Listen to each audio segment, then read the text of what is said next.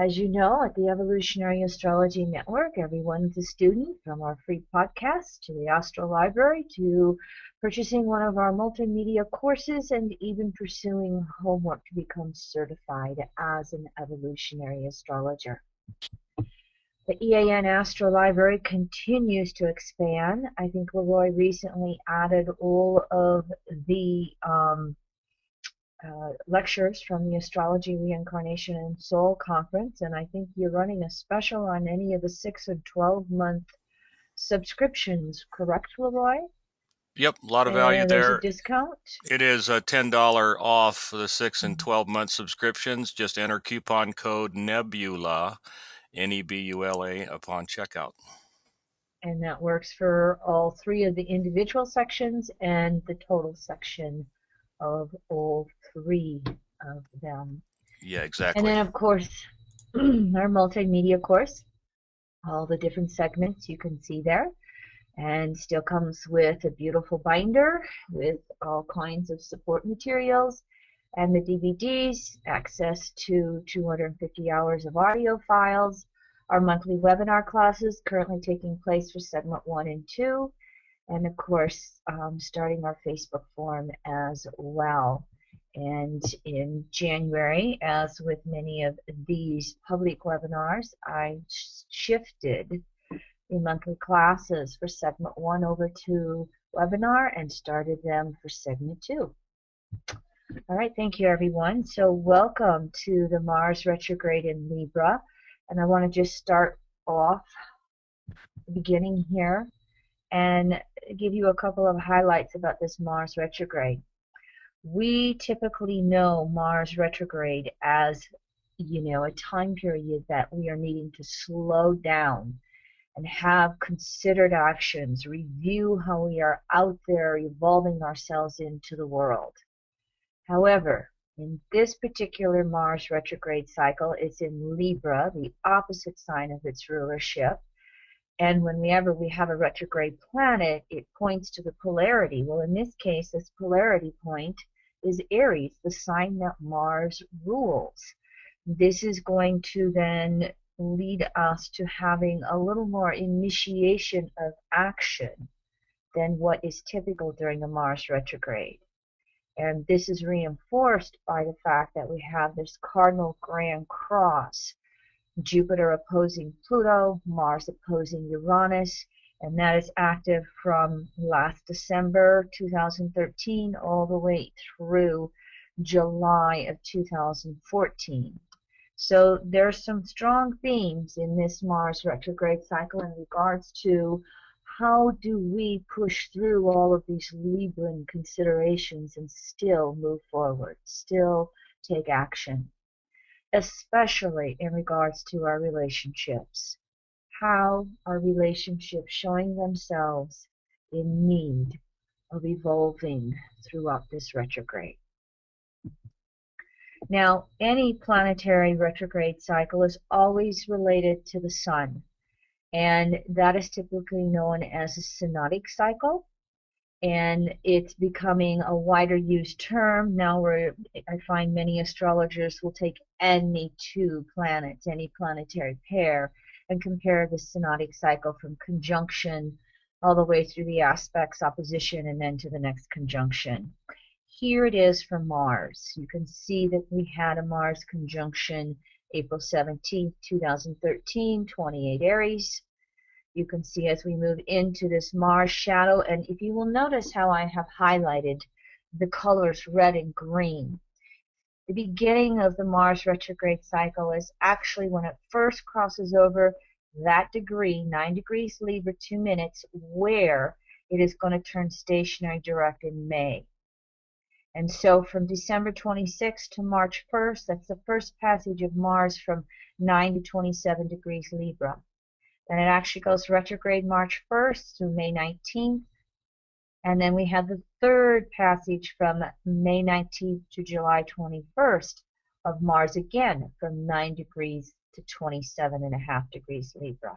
The highlight of any planetary retrograde cycle is either the conjunction or opposition to the sun. And in this case, Mars is an outer planet, meaning its orbit is outside of the Earth going around the Sun. So we'll be looking at an opposition when Mars has its retrograde cycle. And that conjunction or opposition to the Sun with any planetary retrograde cycle is known as the halfway point. It's not exactly halfway, but it is the halfway point of the retrograde cycle. It is the highlight of the retrograde cycle. This is the Sun shining the light of day on that retrograde planet. And so this is a time period for answers to be made known. And this time it will occur at about 19 degrees, Sun in Aries, Mars in Libra.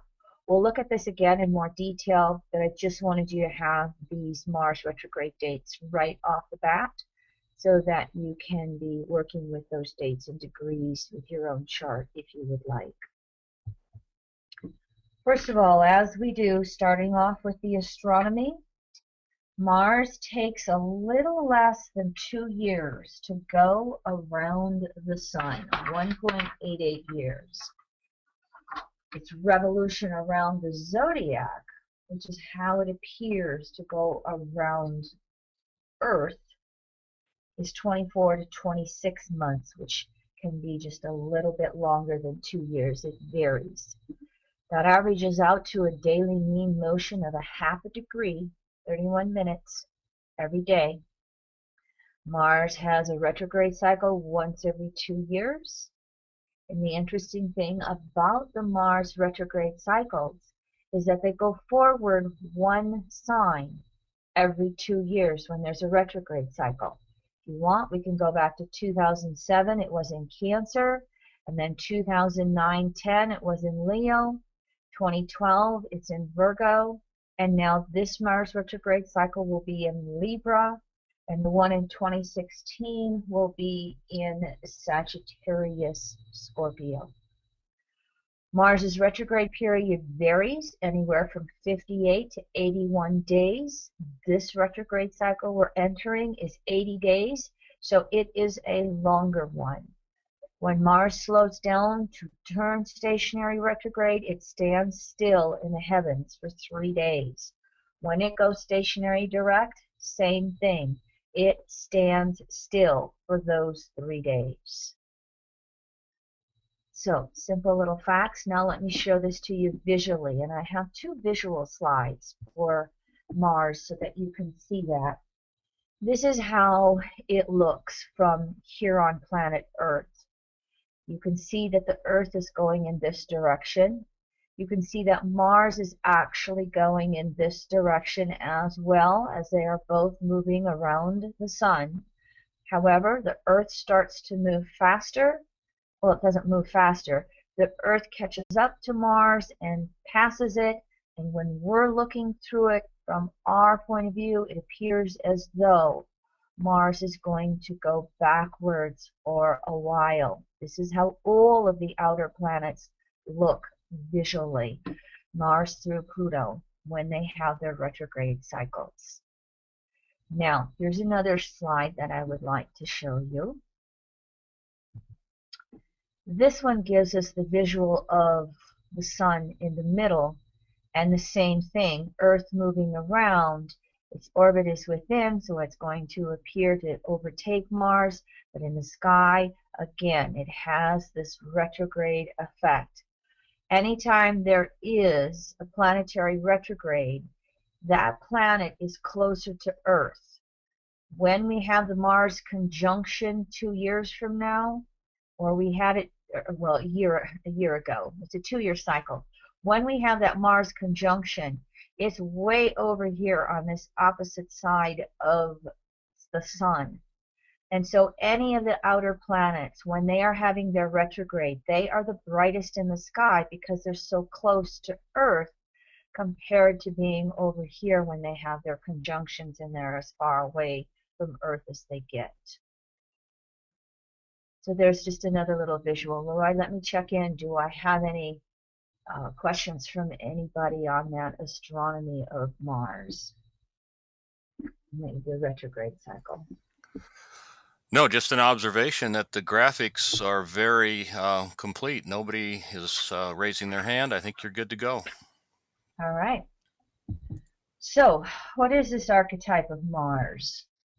First of all, it's the active polarity, the two polarities, active and passive. Active is energy moving outward from the center.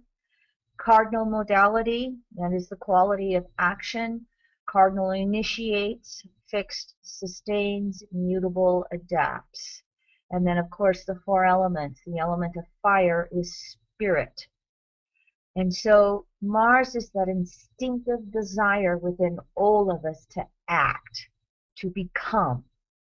And because of that fire element, all of the three fire signs, Aries, Leo, Sagittarius, they all have that sense of a special sense of destiny. Now with Aries, because it is the first sign of the zodiac, its ruler Mars, this archetype, there's that sense of destiny, but we have no idea what it is. We just know that we have that spirit of fire and an element of just coming alive within us. And so the Mars Aries first house archetype needs complete freedom in order to pursue whatever that destiny is to become. And with that Mars energy and being cardinal, what happens with Mars is it has an action, and from the reaction comes knowledge.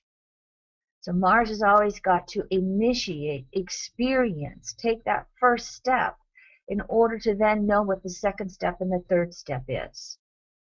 And what will happen with the Mars archetype is there will be a lot of frustration and anger. Anytime there's a perception that it doesn't have complete freedom to operate in whichever direction it wants to go. It only has to have a perception of its freedom that feels threatened in order to feel that frustration and anger. Well, nothing in the universe just acts without any reaction. We know this as karma. And so, in essence, there's never really complete freedom for Mars or Aries. There's always that polarity, Libra, giving a reaction and a response. So it is so easy for Mars to express frustration and anger. And as that archetype of Mars evolves, what it has to do is learn how to channel that frustration into healthier and healthier actions. So Mars is also that leading edge of the conscious desire nature. And all souls have a dual desire nature, the soul represented by Pluto. Mars is known as the lower octave of our desires. Pluto is known as the higher or unconscious octave of our desires. And that dual desire nature is two desires. One is separating. That desire to separate from that which created us and become and do and create. And so the separating desires can be anything and everything. The house, the car, the lover, the job, the possessions, the material world. The returning desires, and separating desires can be internal as well. They're not just limited. Separating desires are not limited to the material realm.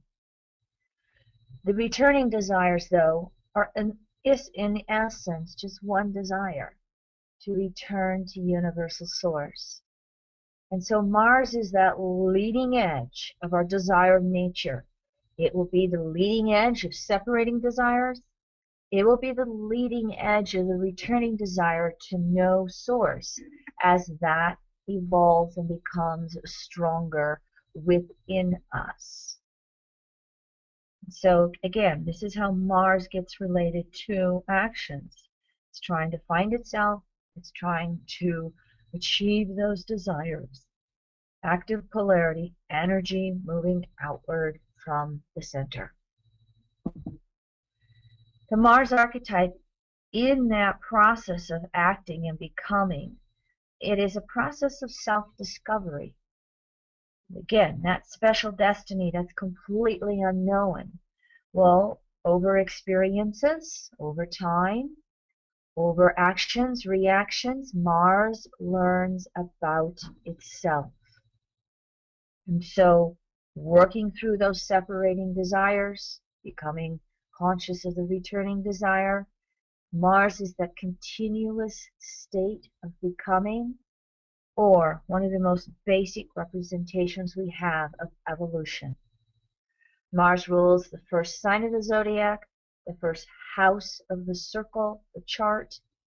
And so the whole archetype of Mars, Aries, first house, coming into manifestation, the initiation, again, it represents evolution, the process of evolving into something we were not before.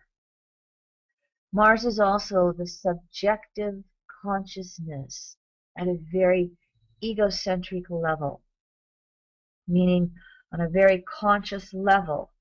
This is becoming aware of who we are and how we want to act and how we want to be. Mars energy is very conscious. The Mars archetype relates to sexual energy as well. We know Mars traditionally as male, Venus is female, but we also know in a psychological spiritual astrology such as evolutionary astrology that all of us have a Venus, all of us have a Mars, and masculine energy is just energy moving outward from the center. Feminine energy is energy moving inward towards the center. So depending upon where your natal Mars is by house and sign, you could have it in a masculine sign and house, you could have it in a feminine sign and house, or you can have it in one of each.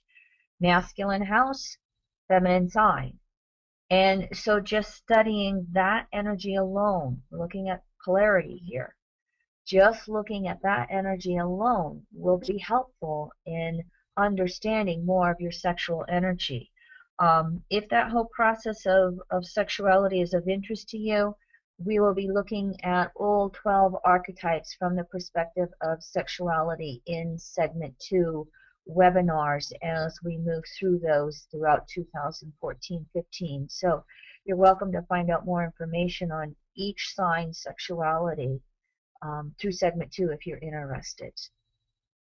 Now, transiting Mars then is the leading edge of the soul's evolution and the leading edge of the evolution of our sexuality. Think about your sexual past. It's not remained static. It's evolved. It's changed over time. Hopefully, a little more discerning than, say, when we were teenagers with all the hormones raging. So you can just see that sexual needs and desires change with time. And those are observed through the archetype of Mars as it moves through the signs of the zodiac, as it moves through the houses of your chart, as it makes aspects to all of the other planets in your chart as well. Mars in Libra. This is Mars in the opposite sign of its natural rulership, which is Aries. In traditional astrology, I was never good at remembering that stuff. I want to say that they would call it a debilitation or something like that. Evolutionary astrology doesn't look at it that way. It doesn't look at a planet in any of the 12 archetypes as good or bad, because each of the 12 archetypes can have a natural expression and their distortions. So we don't look at a planet in its opposite sign of rulership as, again, a negative thing. It does bring awareness when it is in its opposite sign. So Mars in Libra brings the lesson of learning new ways of relating with others. And again, when we're dealing with Libra, it includes intimacy, our intimate partner, but it goes beyond that. The squares to Cancer, Capricorn, it involves children, it involves parents, family, it involves friendship, it involves co-workers, it involves everybody we're relating to on more than a casual acquaintance passing level. And just think about it, whether you're in an intimate relationship or not, unless you are off on that mountaintop or really clustered in the cave, you have all kinds of relationships in your life from day to day. And so Mars in Libra is going to bring about lessons in those areas, in those relationships. It's going to bring about evolving into new ways of relating with others. And one of the things about Libra is it's the 7th sign in the zodiac, and it initiates the second half of the zodiac. First half, 6 signs are self. Second half, second 6 signs are others. And so Libra is where we learn the diversity of relationships, how many different kinds of people there are in the universe, with their different needs and desires and their different beliefs and values and all of the many ways that a human being can be on planet Earth. Libra is where we look at all of that diversity. And what we do by comparing ourselves to others, by looking at the diversity and the different contrasting elements of everybody, that gets reflected back to ourselves, Aries opposite Libra, it gives us knowledge about ourselves.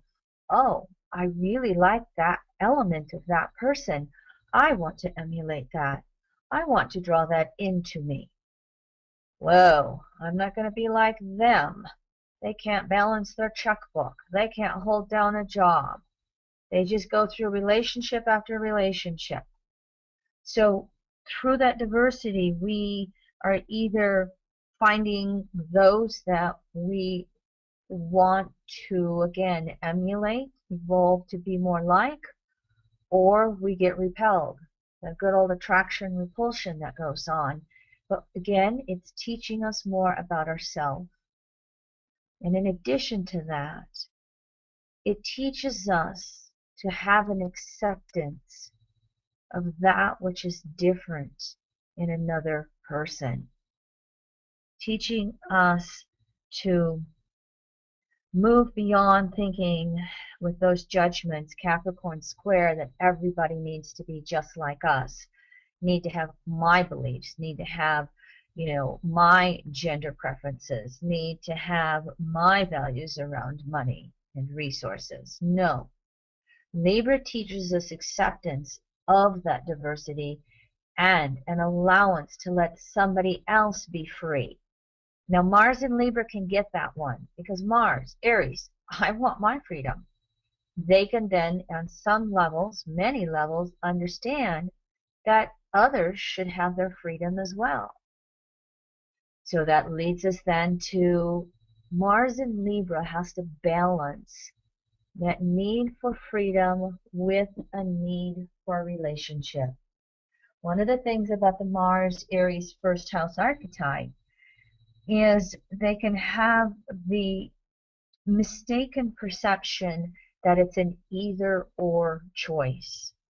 I can have my freedom or I can have my commitment. I can't have both. And yet that is the very lesson.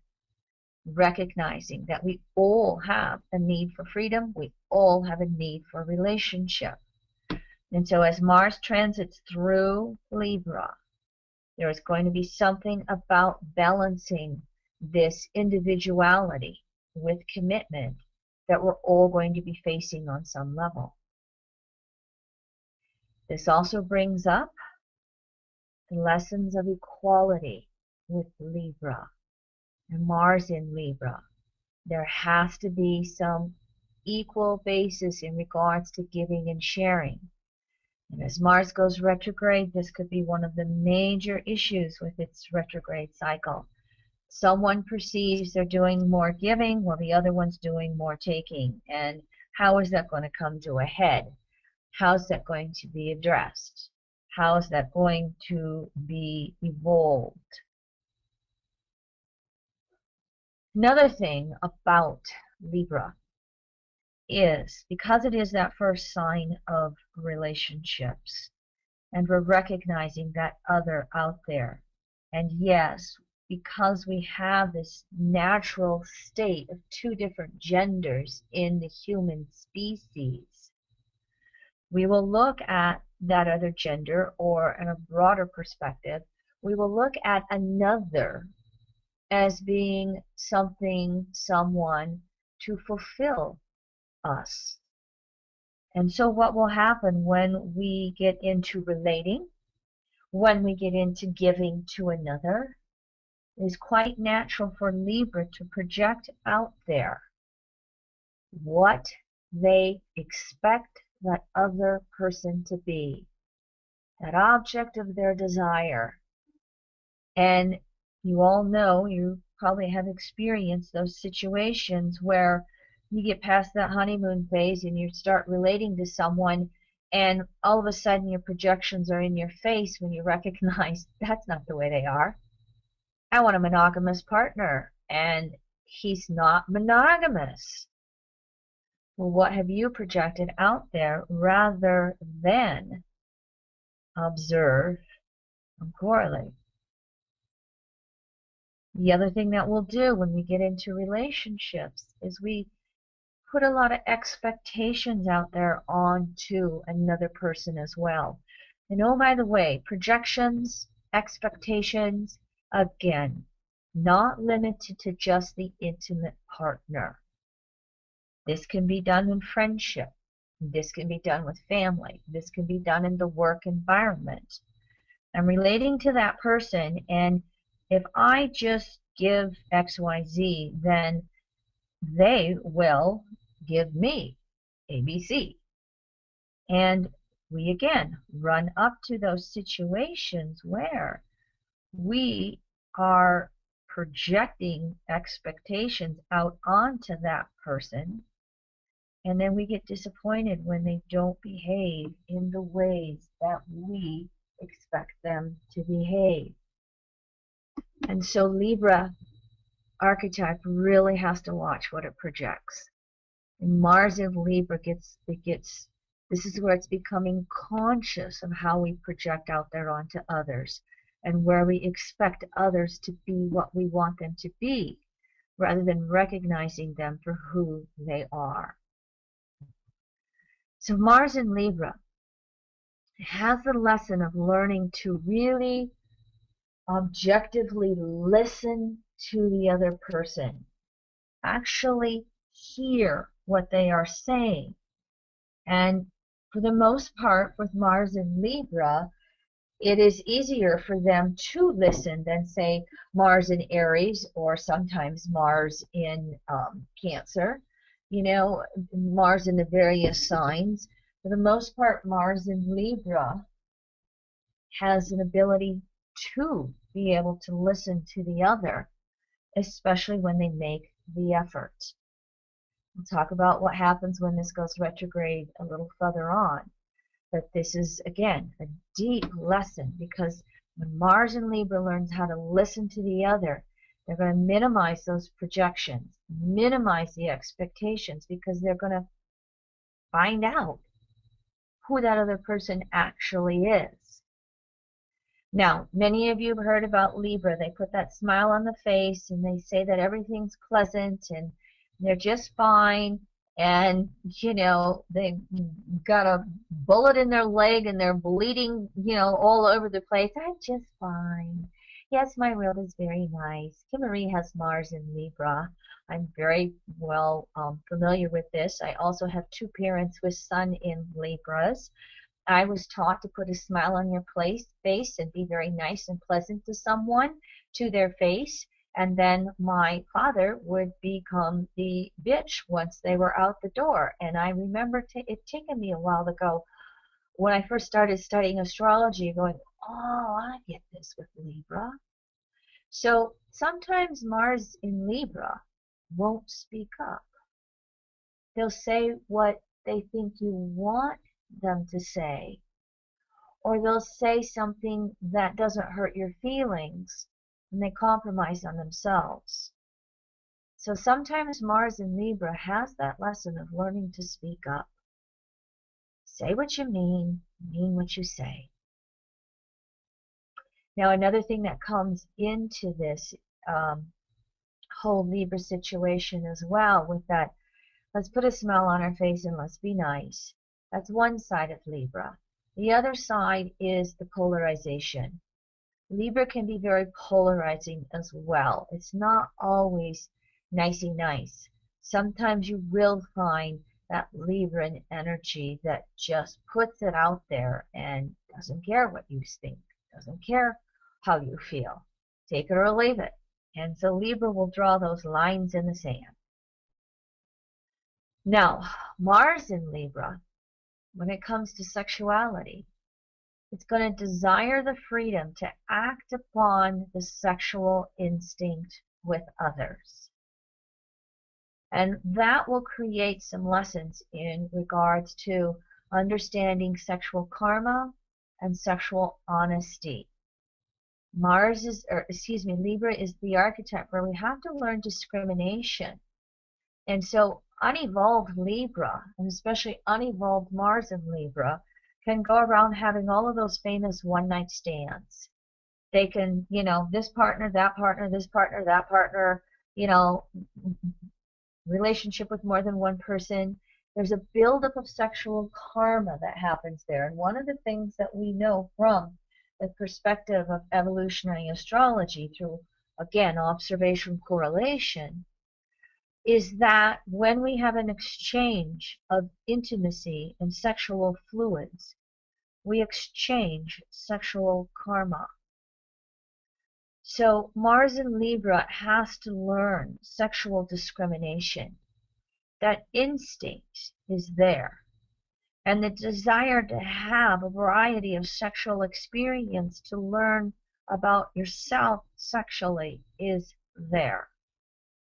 But as Mars in Libra evolves, it has to learn discrimination. Do I really want to take that person's karma on? It also has to learn sexual honesty. If you're just in it for the one-night stand, be upfront about it. Don't put on all these Mars and Libra pleasantries, and I've been looking for a woman like you, and oh, honey, please, please, please, have sex, and the guy disappears. That's the patriarchal distortions in there as well. The Mars and Libra can get caught up in all of that stuff. And before you know it, they have so many karma mates from past lives, and they have so much relationship karma that's going on. There can be a lot of confusion, and there can be a lot of projection. I always get hurt. Well, Mars in Libra has to look at its own role. And so as Mars is transiting through Libra, in some regards, all of us are going to be looking at these types of issues in ourself, in our life, and in our past, this life and past lives, regardless of where natal Mars is, house sign aspect. And then, of course, Mars in Libra, from a sexuality point of view, is also needing to look at sexual equality, role equality. On some of the deepest levels, Libra, as a sexual archetype, wants to have an inner uniting of the masculine and feminine.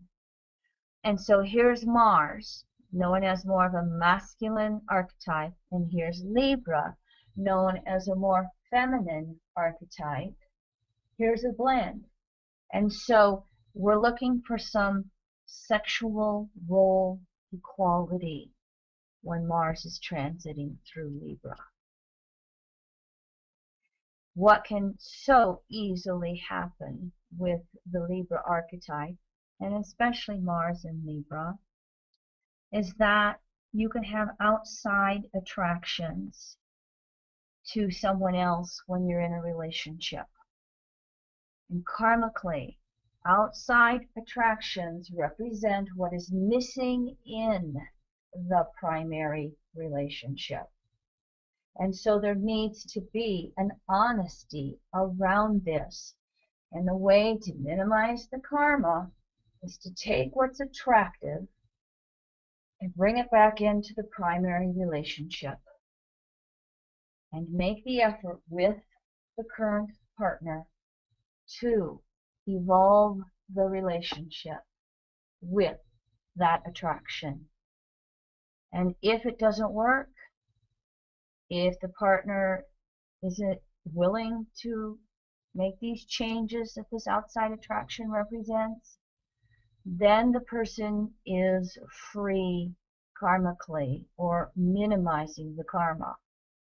But instead of running off and having the secret love affair, regardless of whether you want to work on it in the primary relationship or you want to move on to the new attraction, what is needed is complete honesty with both partners. Again, this is a way to minimize karma. And Libra doesn't always have the healthiest of boundaries. Libra's so aware of the other that enmeshment that can come along with Libra.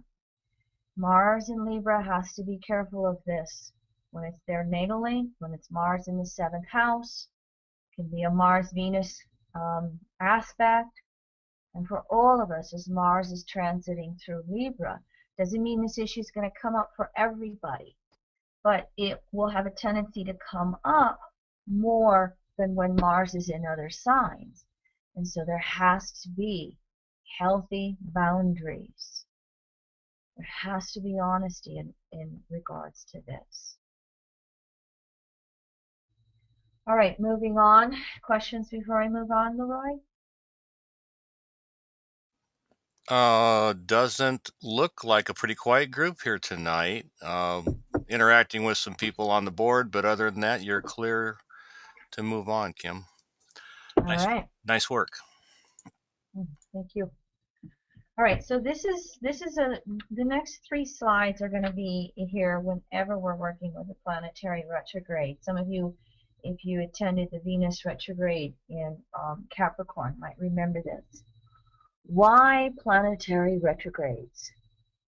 Well, the principle of psychological compensation is where we are out of sync with our own true nature or essence. Many of us have psychological compensations, and they take place anywhere we have dissatisfaction. And most psychological compensations happen in order to appear normal.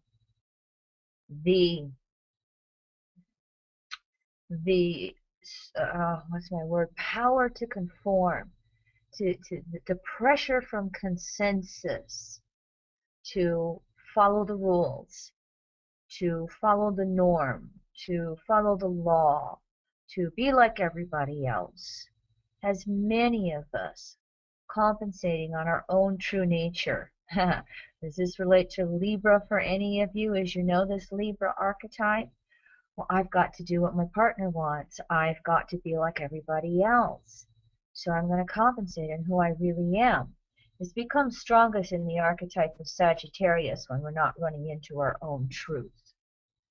But the status quo of anybody is going to give you clues on where they are compensating. Where they are compensating on their needs, Venus, their actions, Mars, their beliefs, Jupiter, their responsibilities, Saturn, their liberation, Uranus.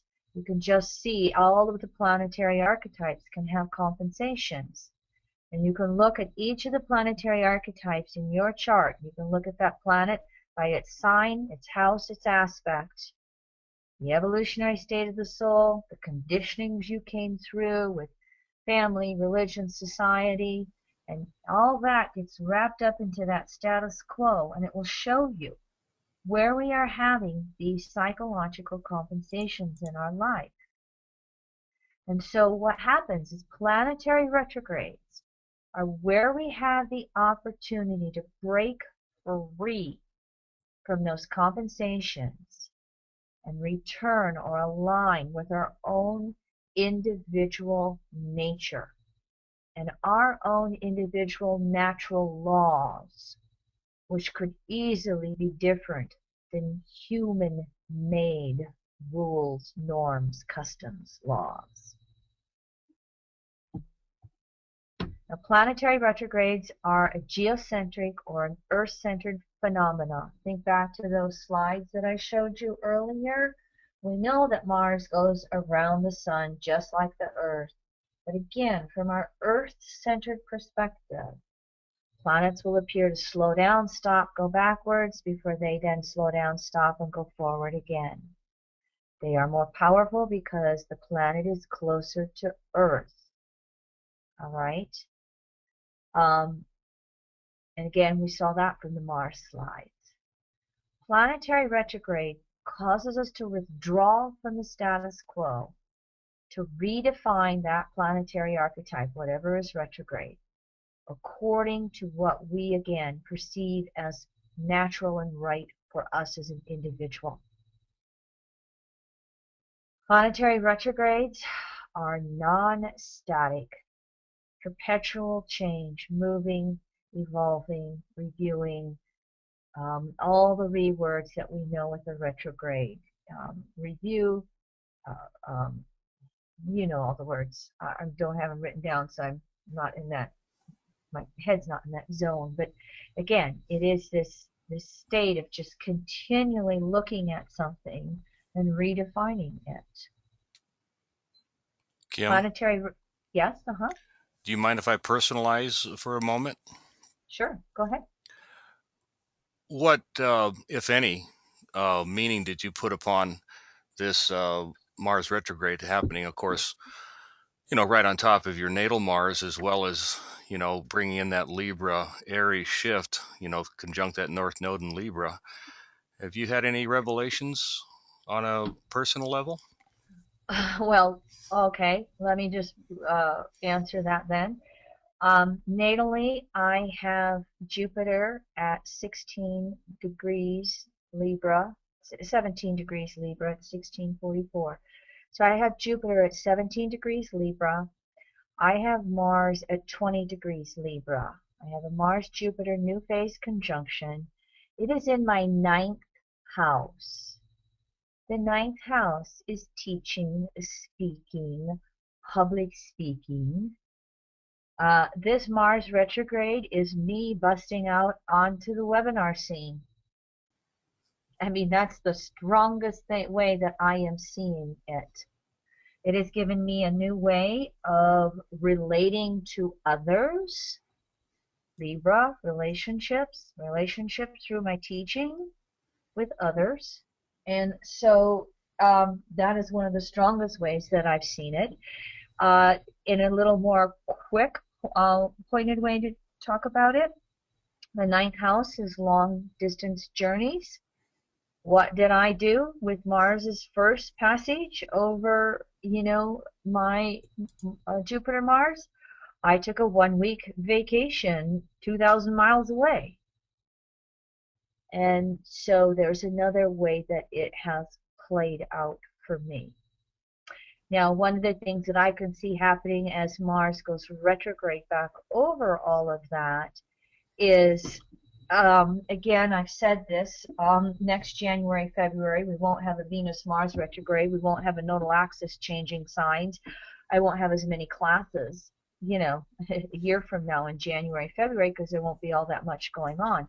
So as I'm looking at this Mars retrograde going back over Jupiter and Mars natally, I'm like, okay, how am I juggling? How am I balancing all of the extra effort and work, Mars, that it takes to produce a webinar?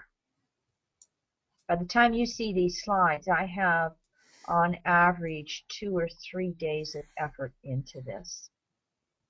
So, answer your question? Thank you. Yes, I just wanted to use this as a Very pertinent and real close example. that's exactly that's exactly what I was getting. Thank you. Yeah, it is. It has been personal and up close. And I'll say one more thing because we're obviously in relationship together as husband and wife and business partners. It's been changing it with you too, because in order to do these webinars, it really is much smoother when it's a two-person job. I just get to look at these slides and teach and let the words flow. I don't have to worry about that left brain thing that you are doing in running the board and answering questions and taking care of all of the things that come on that side of doing a webinar. So Mars in Libra, it's having a change with our relationship as well, in that you're coming into it almost as much with me as a teacher. So thank you for that, Leroy. I appreciate all your effort. Aho. Genuine Mars in Libra appreciation. And so Now, back to looking at all of this. now, if we can ever just decide where we're going to have Yes. dinner, can we decide where we're going to have dinner?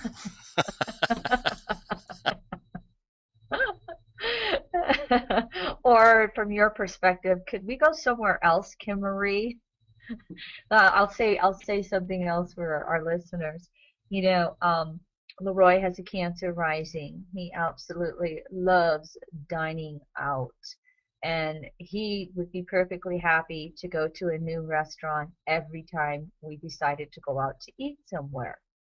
Kimmery is the opposite. She'll go to the same one or two places, no matter what town she's in. I'll order the same type of food, no matter what where I'm at. I'm just pretty steady Eddie in that way, and so we're opposites. And so, because I was going to New Orleans for the first time with Leroy, and that's where he learned his Cajun cooking and his love of Cajun and Creole and all those different things. I made up my mind going down to New Orleans that I was going to have different food, different restaurant. That was kind of the highlight of the whole trip, was the food and the eating, and it was quite enjoyable. So there was my Mars and Libra diversifying with food. And you did it very All well. right. You did it really Thank you. well. And the food was absolutely scrumptious. I will say that I do love fish. I love seafood, so I was just right up it was very easy for me. It would have been a different thing if we were going to some other type of cuisine, but I did very well with that. But back to class. Thank you very much for that. Anytime we have a planet retrograde, it is going to accelerate the evolution of that planetary archetype.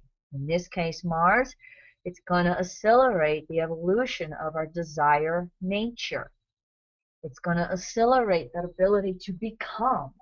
And Mars retrograde in Libra accelerate who we are going to be in relationships. Now, the individual house will flavor it. You heard me show up my ninth house. My flavor is teaching relationships that are really evolving for me through teaching this new way. So again, that sign and house will define how that retrograde is manifesting for each of you. The opposite sign and house of the zodiac are providing clarity and expression. So for me, that opposite house is the third house with my Mars transit, and it is in Aries, and I am finding myself juggling quite a few details as I'm learning these webinars.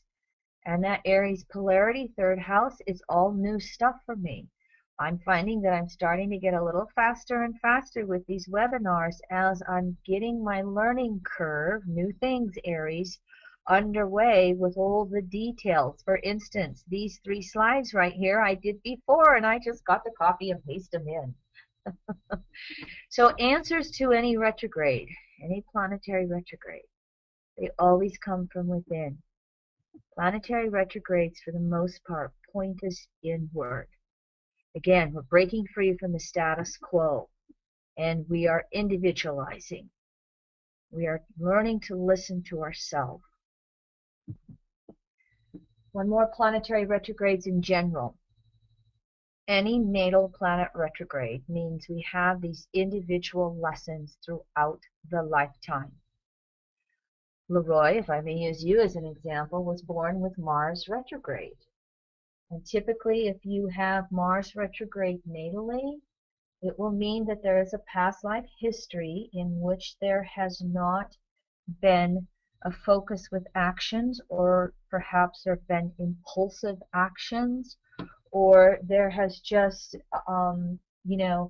again, there hasn't been a lot of consideration with actions and focusing in that regard. And so a Mars retrograde natally for a lifetime is someone who comes in to really learn considered actions rather than always being impulsive. And natal Mars retrograde by sign and house, that energy is always going to be very erratic. Natal Mars retrograde will have erratic sexuality, blow hot, blow cold, in and out, up and down, all over the place. And if you're, married to someone who has Mars retrograde natally, you just learn to go with the flow sexually. It's really helpful to have astrology in that, for me as a partner to someone with a Mars retrograde. Now, when the transiting planet is retrograde, then individually and collectively, we are all in process of that planet retrograde lessons at the same time during the time period of that retrograde. Add the shadows on either side. When you are born with a natal planet retrograde and it goes retrograde by transit, you have a temporary harmony and balance. So in Leroy's case again, he was born with Mars retrograde. So as Mars goes retrograde and the rest of us get more frustrated and angry because things don't go forward like we want, for Leroy, it is a harmony, because all of a sudden the Mars energy is acting like it was when he was born. And he doesn't have as much of the frustration as we do. He can have the Mars frustrations when it's direct. But when it goes retrograde, it kind of is a time period that he just gets to, oh, I get this energy. I know what I need to do here. Now, if you are born when any planet is slowing down and turning stationary retrograde or direct, whatever side of the fence it's on, it's slowing down to go retrograde, or it just went retrograde, because, like for instance, Mars stands still 3 days. Anytime it's retrograde or direct, it's very powerful. Everything's intensifying. If you're born stationary retrograde, that planet is really got to slow down. It's got to go inward and review. If you're born during a stationary direct, then it's the power of moving forward. Moving forward with that planetary archetype. All right, moving along.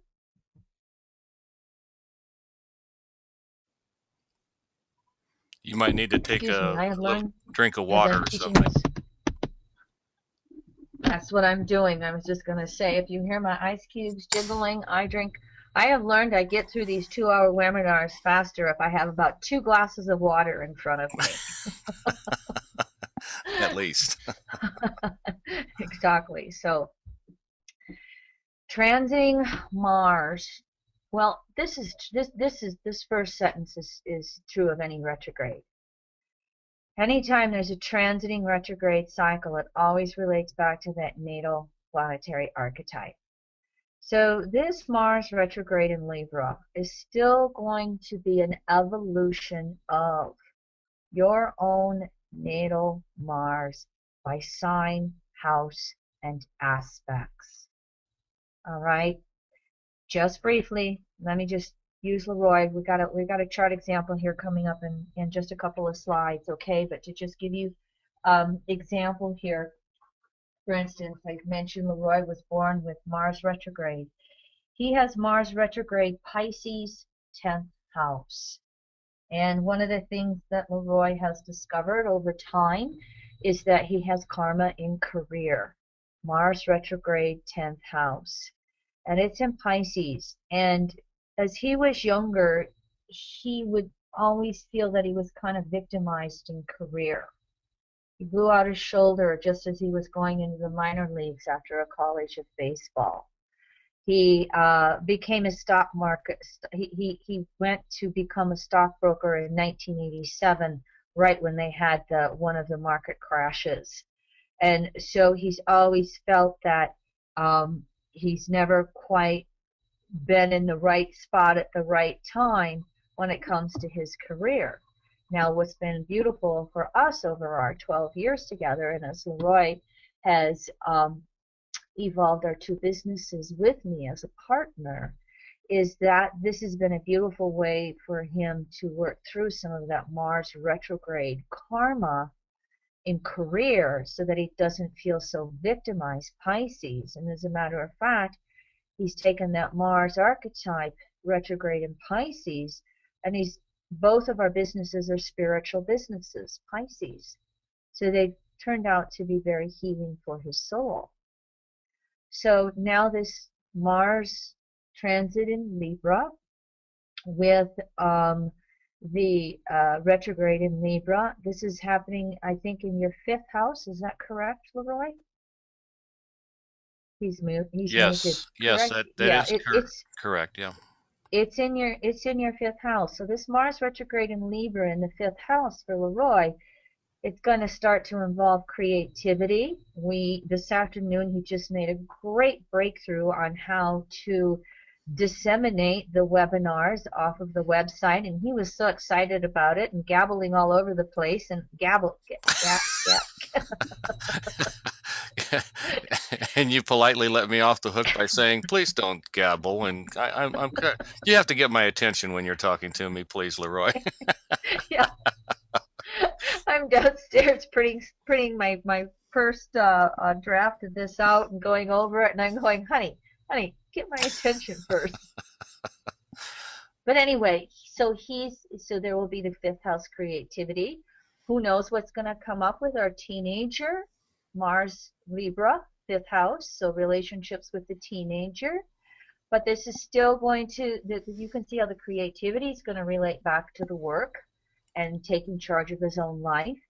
He may have a few frustrations going on as Mars makes the waning in conjunct to his natal Mars, because he might be pulled out by the kid, by other people wanting things from him, 5th house, that takes time away from his work in some way. So again, just very simple stuff, and that's just a tip of the iceberg. But you kind of get how I'm talking about that. Transiting Mars retrograde in Libra by your own house is still going to relate back to your natal Mars archetype. One of the basics of Mars retrograde is considered actions versus impulsive actions. Mars is known as, again, moving forward, moving forward, moving forward. And Mars retrograde means to stop moving forward, slow down, and review. And so typically, Mars is the toughest of all the retrograde cycles we experience. Now, I think that Mars retrograde in Libra is going to lessen that, because the polarity is Aries, and so it's pointing towards Mars still taking some actions. And it will probably just be Mars being patient with itself and knowing that it will take more than one action to get it right. Mars retrograde in Libra is going to be evolving the personal willpower. This is a general thing to Mars retrograde, and what could happen with Mars in Libra is everybody else coming at us, everybody else wanting us to do something for them or from their perspective. And Mars retrograde in Libra, there is a certain amount of standing up for ourselves that is going to be necessary. Mars retrograde here, we mentioned this one before. In Libra, there will be lessons in listening and actually hearing things from the perspective of the other person. Now, I would add on to that, I'm going to guess that some of the Mars actions with this retrograde is communication and talking it out and talking it out and talking it out and talking it out and having conversation after conversation after conversation. Communication, speaking, talking, listening, that's action. And that's going to be one of the strongest ways that Mars is going to have action through this retrograde cycle. But that ability to listen is so, so important. Mars retrograde in Libra, we're going to have to be careful. You know this from the archetype of Libra, that it will start weighing all the pros and cons, and I need one more detail, and I need to talk it through one more time and one more time, and there can be too much thought, not enough action, and Mars in Libra retrograde gets stuck. If that happens, there will be a buildup of anger and frustration until we are somehow, some way forced to take action. Even though Mars retrograde slows down moving forward, it doesn't mean we just sit and let the world go by for 2.5 months. We still need to be productive. It will be a slower process, but there will still be that process of evolving. And a lot of it is going to be breaking free from what everybody else expects you to be, and then allowing others to break free from how we think they should be. So again, those projections, expectations, we're going to break free from them. And everybody else is doing the same. And so it's just going to stir up everything and anything in relationships.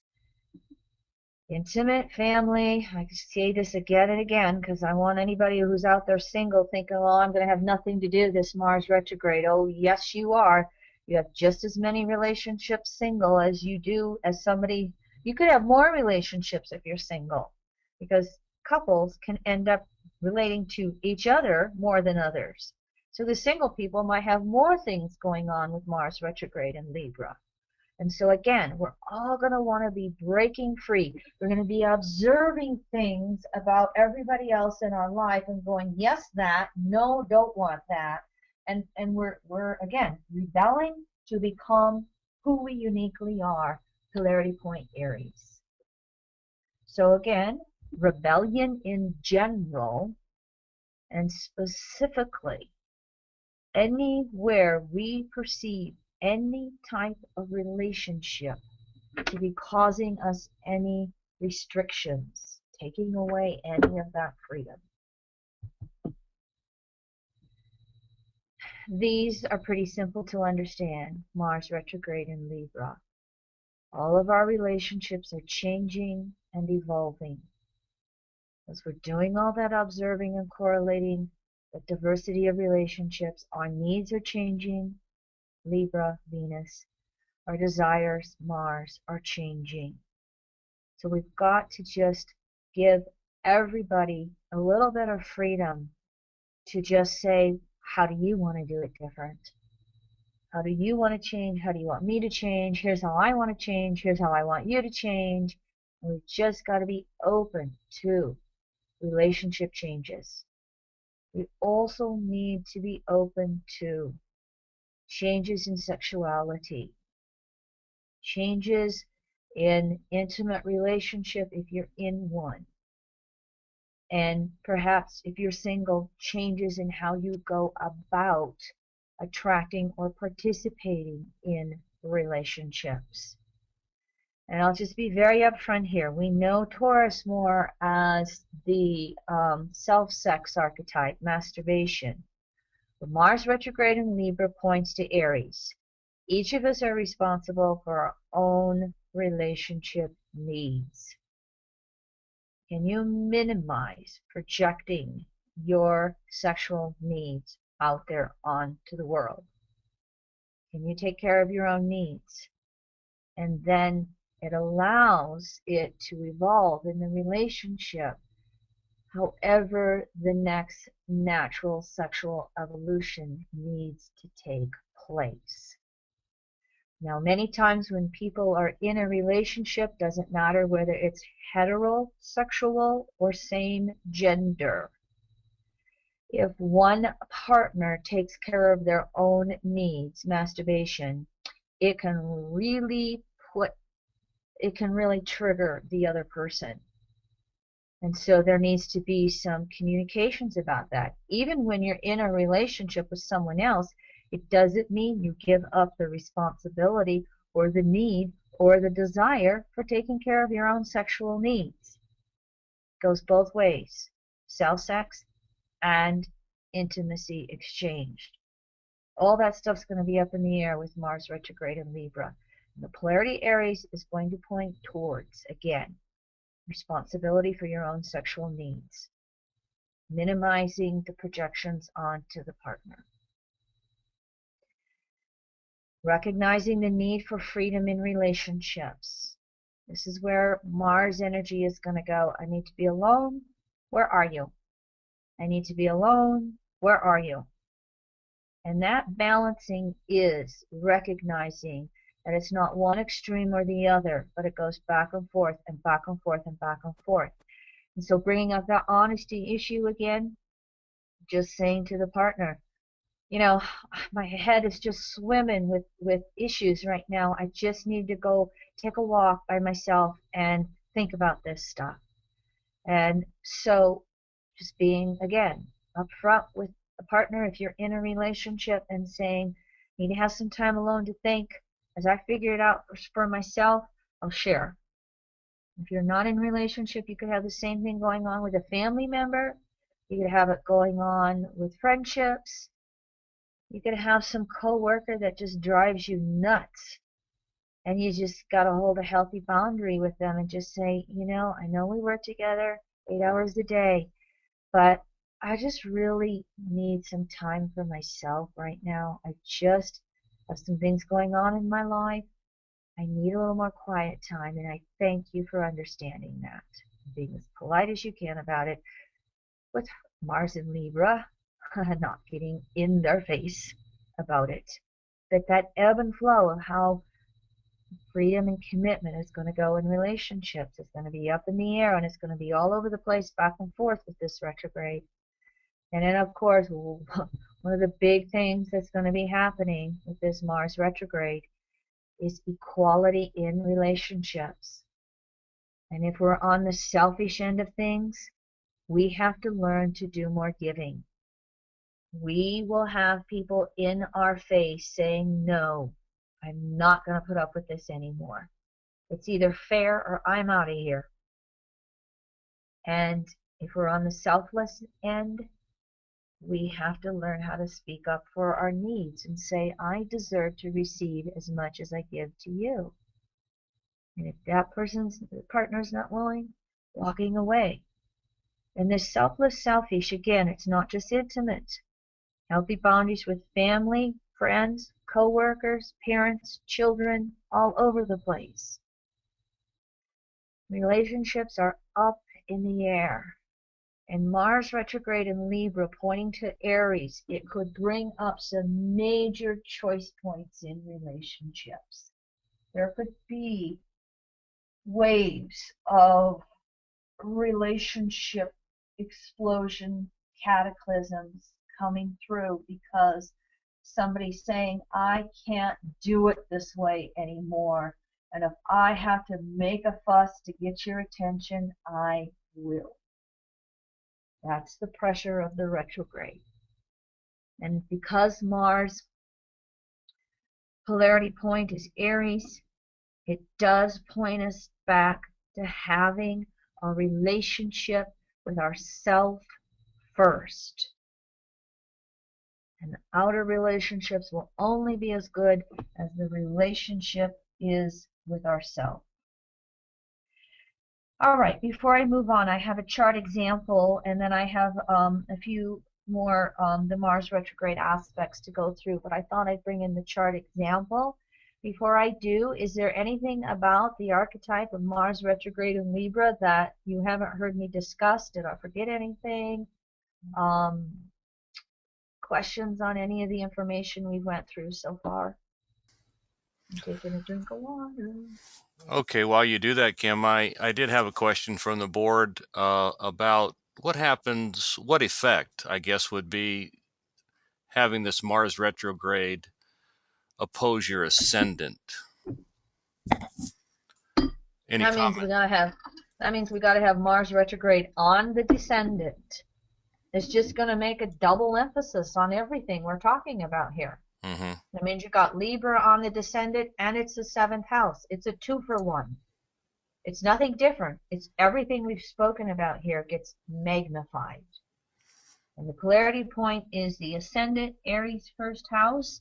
So those last comments that I made, that you really got to go back to having a relationship with yourself first and figure that out.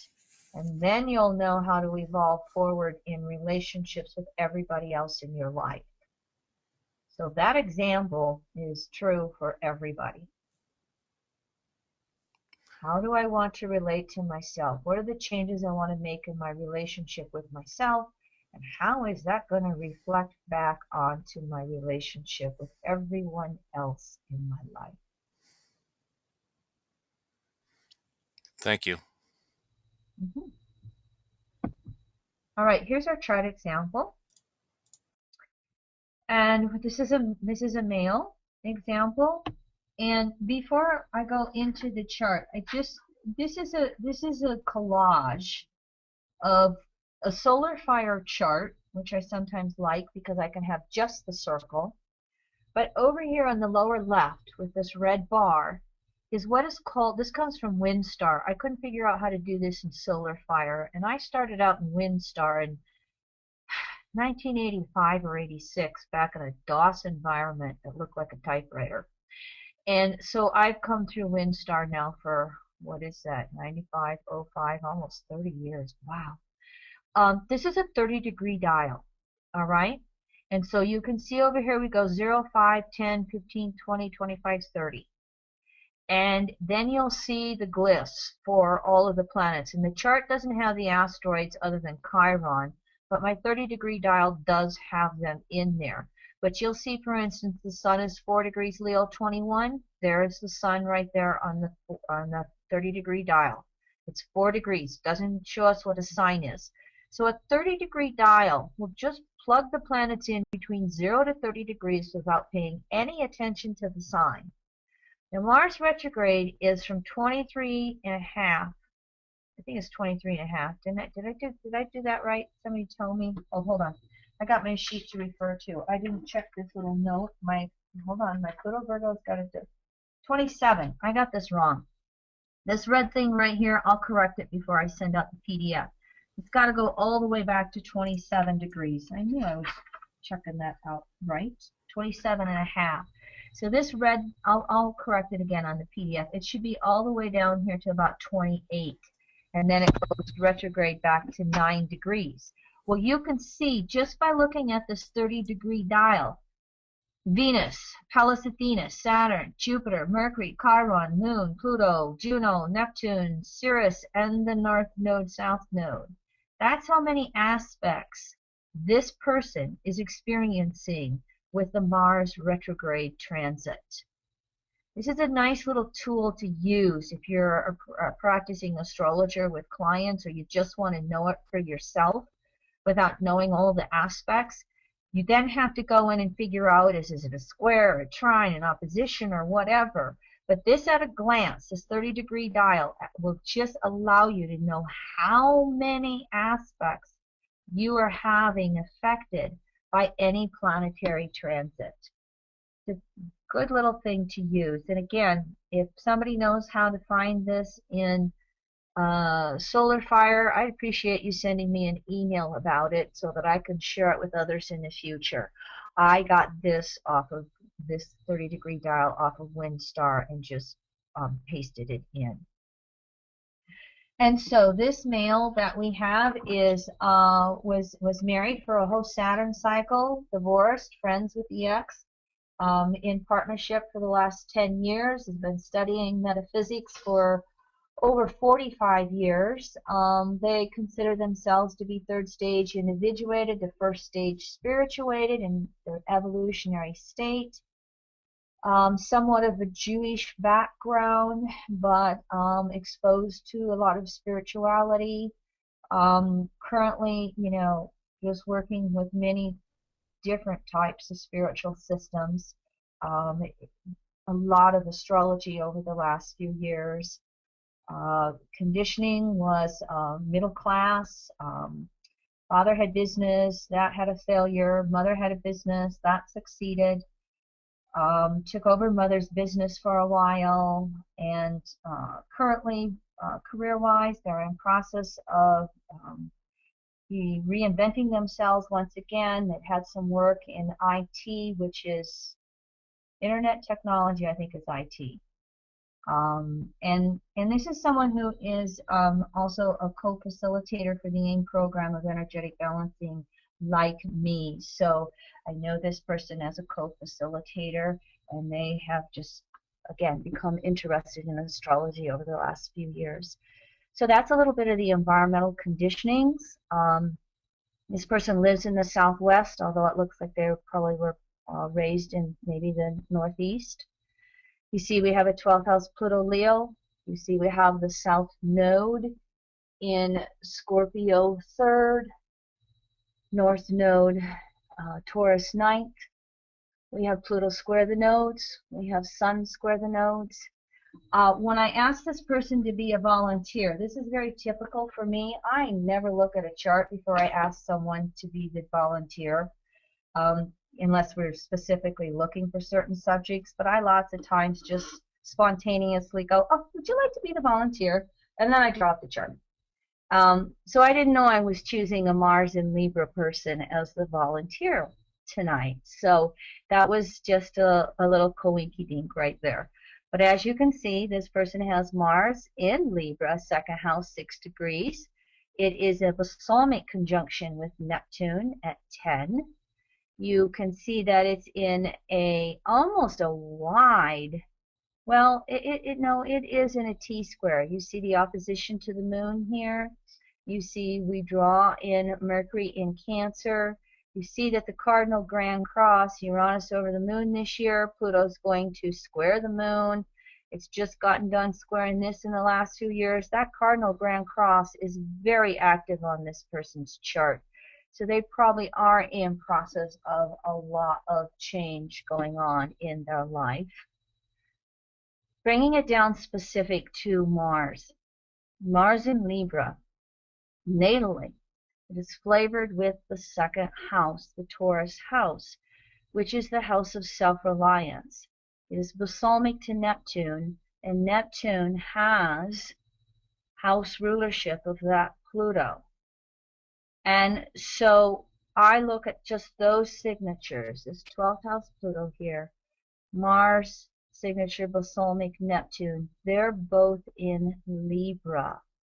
And this is someone who I see is having to reach for new levels of self-reliance from within themselves, Mars balsamic Neptune.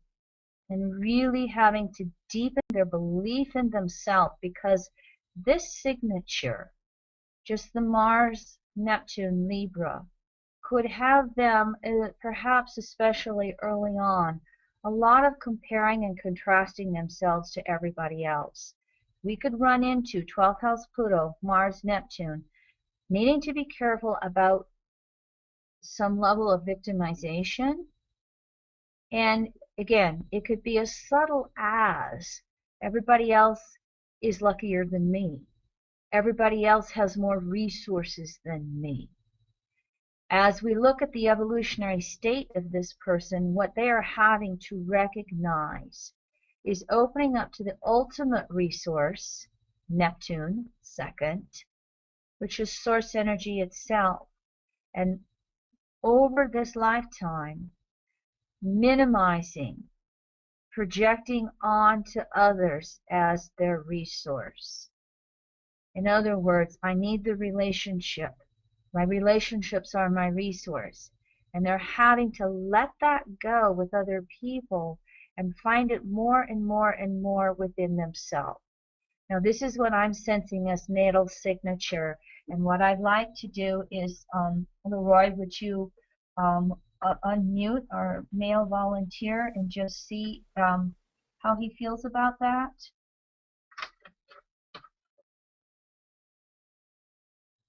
Hi, can you hear me? Yes, I can. Hello. Yeah, hi. I'm having some internet latency here. It's been going in and out. I'm asking Susan to turn off Netflix so we can have the bandwidth here because Sure. I'm getting blank spots. Well, Um, we are hearing you very well. good. So I'm sorry. I think I did miss the question. What I've been describing of your 12th house Pluto and that Mars balsamic Neptune, the subtleties of needing to minimize the other person as the resource and find it more and more within yourself and ultimate resource source energy. Would you agree that's been some lessons for you? Yes, absolutely.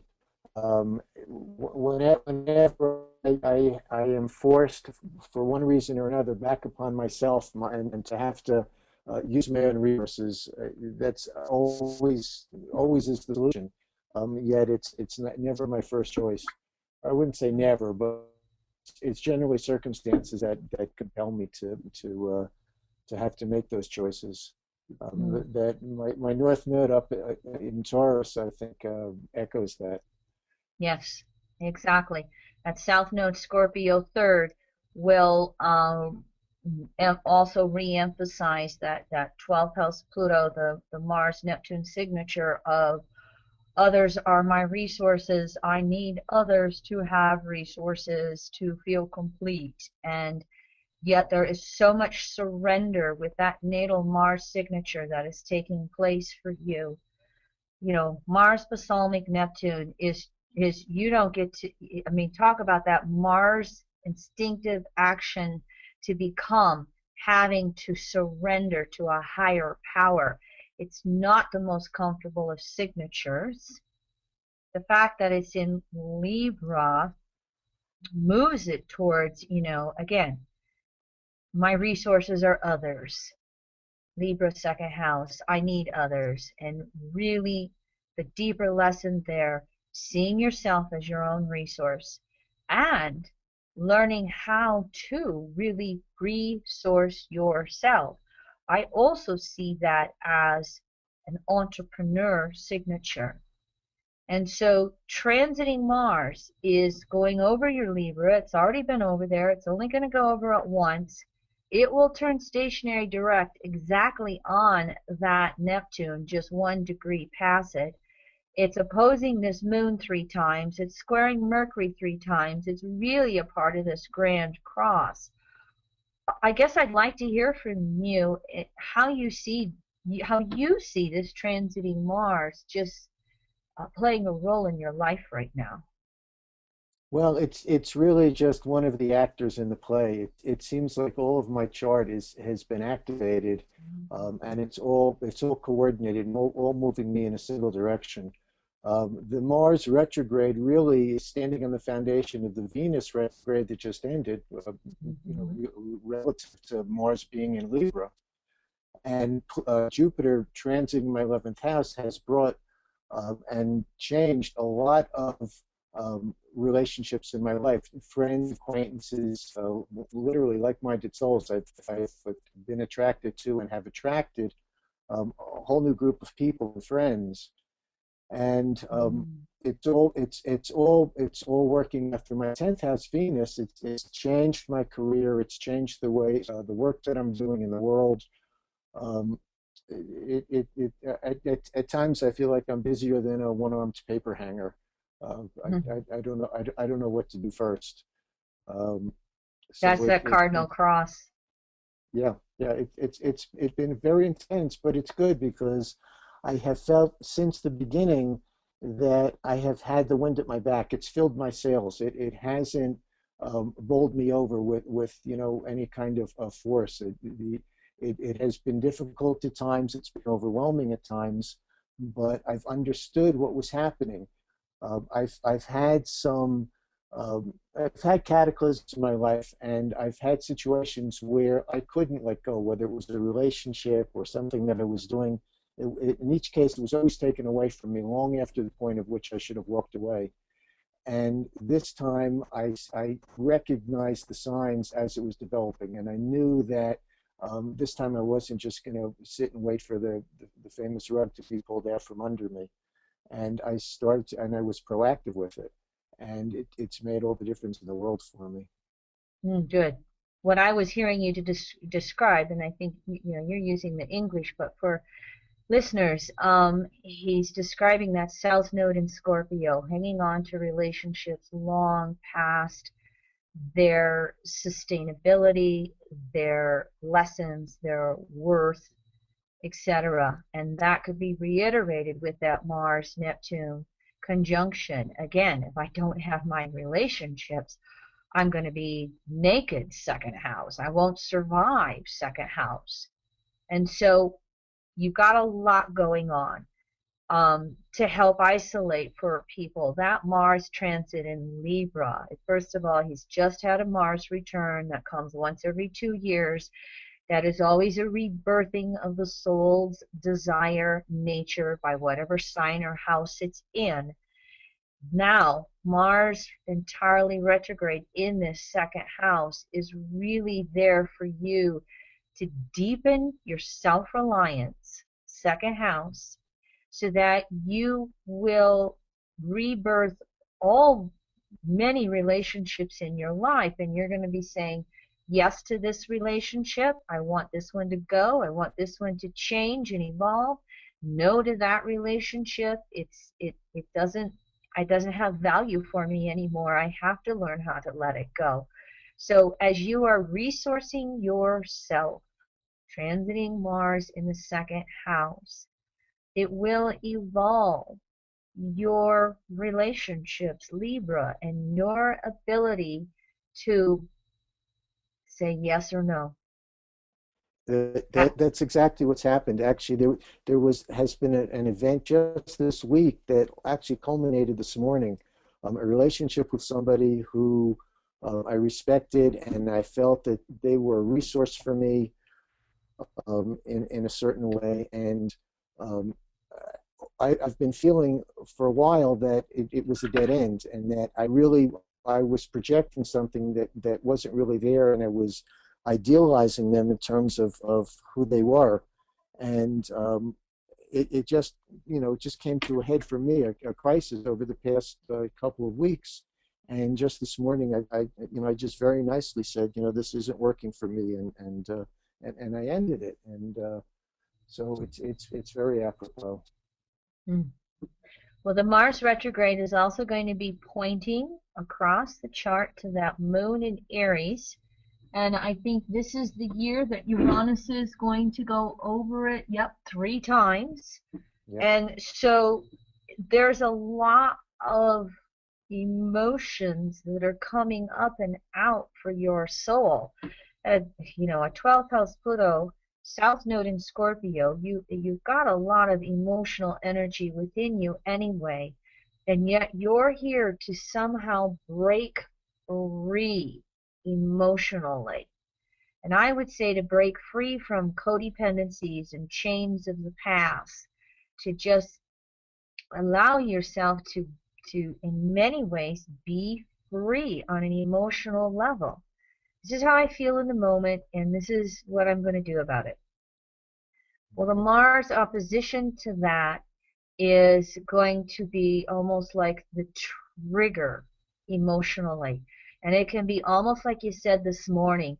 It goes along and goes along and goes along with Libra. And then all of a sudden, Aries pops up and says, okay, this is it. And so that's going to be happening all over the place for you this year.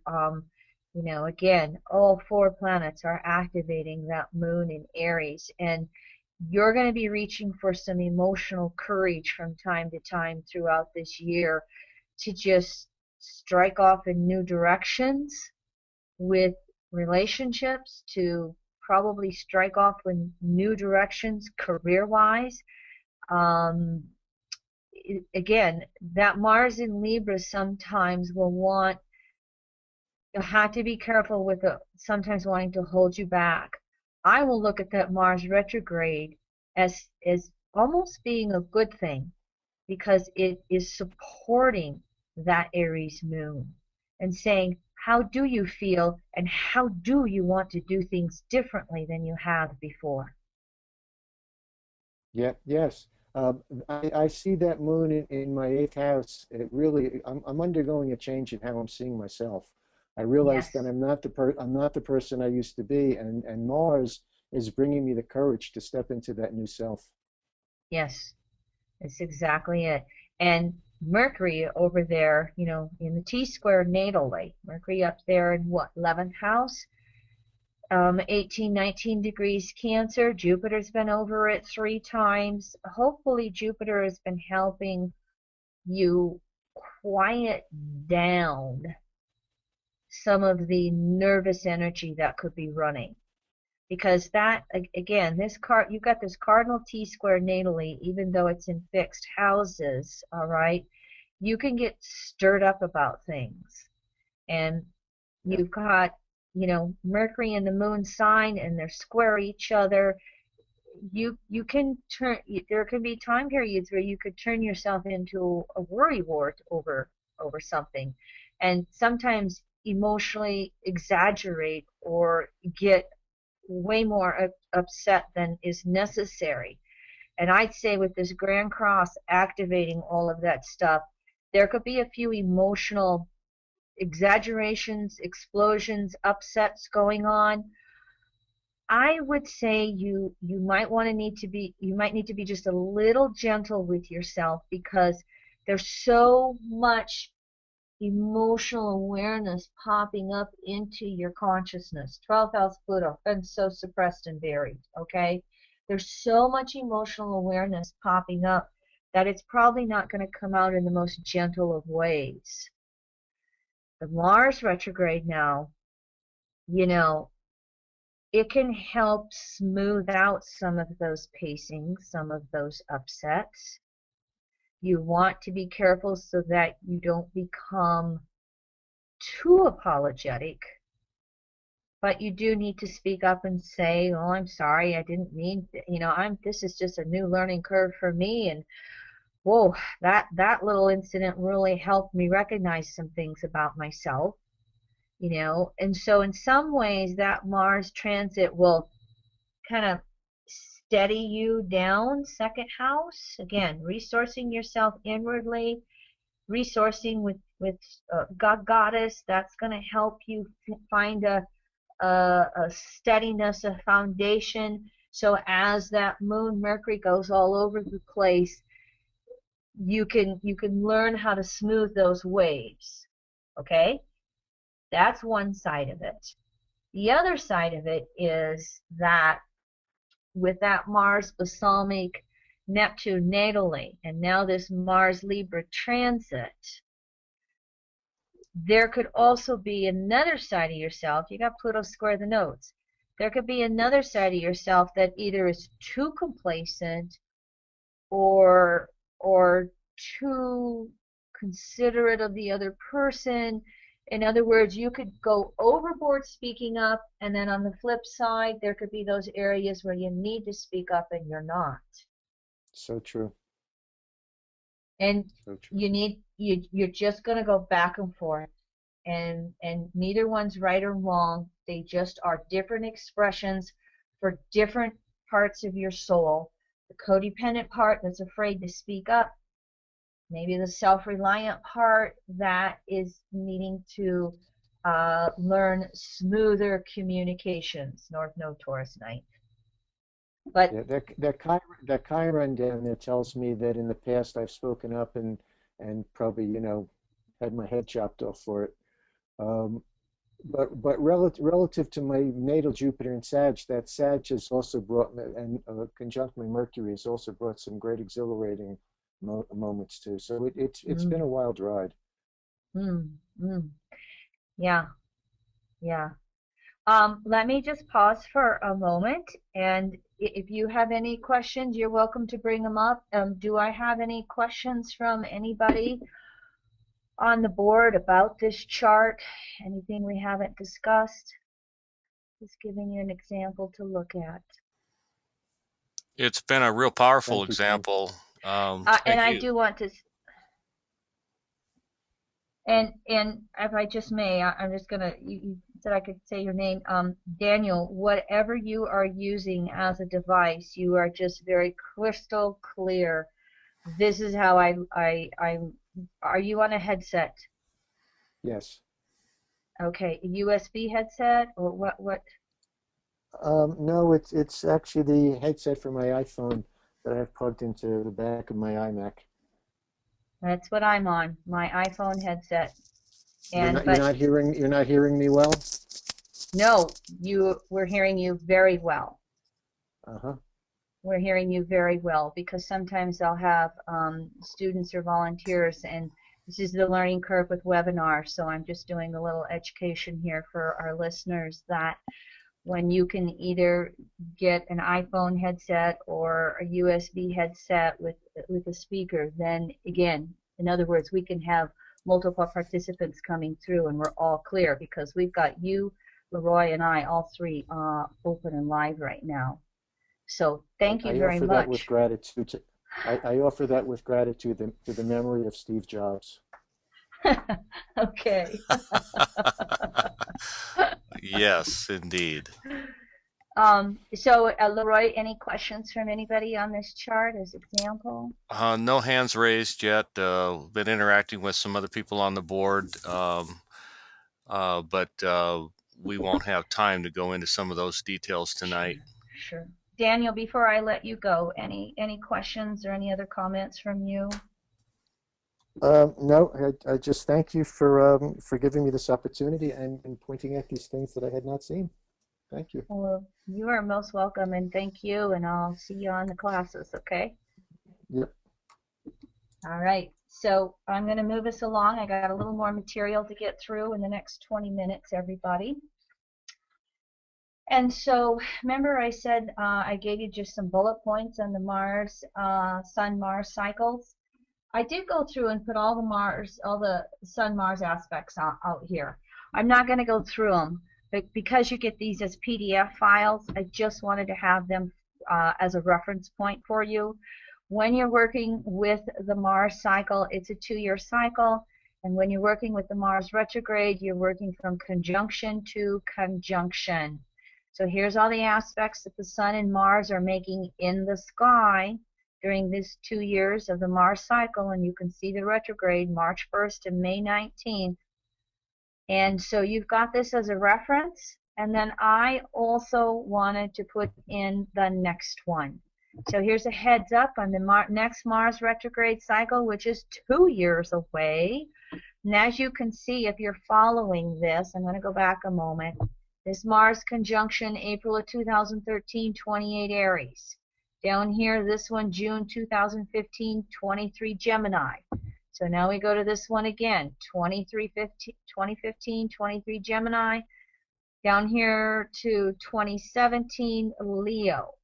So again, Mars has that 24 to 26 month cycle.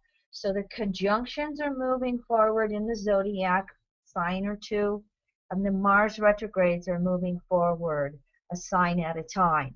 And in this case, the one that's coming up 2 cycles from now is going to be starting in Sag and going back to Scorpio. So you've got this for reference points for your own studies and observations to utilize this as you want with the PDF file. Mars Venus. You know, Mars is retrograde in Libra. It's hard to look at it without looking at the Mars Venus aspects. The Mars Venus retrogrades go tandem with each other. Venus is once every 1.5 years for 6 weeks. Mars is once every 2 years for 2 to 2.5 months. So there's always a Venus retrograde cycle either before or after a Mars retrograde. In this case, we had a Venus retrograde cycle first in Capricorn, really redefining our values and needs on the deepest levels possible. Capricorn, what's bottom line important to us? Now Mars retrograde follows. Now it's fine-tuning the actions we want to take from that Venus retrograde cycle. So what I've given you is the planetary pair synodic cycle between Venus and Mars from conjunction to conjunction. And again, almost anything with Mars is going to be very close to being a 2-year cycle. They had their last conjunction at 20 degrees Aries. Mars is going to oppose that. So that will be, a key point to watch. The Venus retrograde brought 3 waxing squares to Mars. We're going to have the third one right after Mars goes retrograde. And then it's going to have the trine. It's going to have an opposition to Mars while it is retrograde just before Mars goes direct. And so, again, the Venus-Mars planetary pair is needs Venus, desires Mars. Figuring out what we want Venus, and then what are we going to do about it Mars. And together, that will specifically relate to relationships on an intimate level. What do I want in my relationships, and how do I want to go about achieving those needs in relationships? How do I want my relationships to evolve? Now, both of these retrogrades, Capricorn, Venus, Mars, Libra, have been square by sign.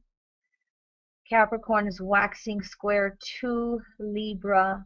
There is a push to move relationships forward with this Venus-Mars tandem retrograde cycle.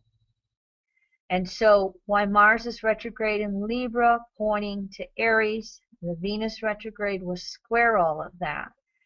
As we're going through all of this relationship fine-tuning, Venus and Capricorn will always have us going back to saying, what's important? What really matters here? What are some of my deepest values that are going on in these changes with my relationships?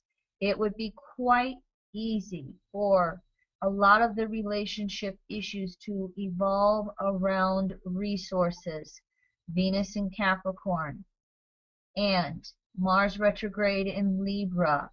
My resources, your resources, our resources, are our values around money and bills and resources the same?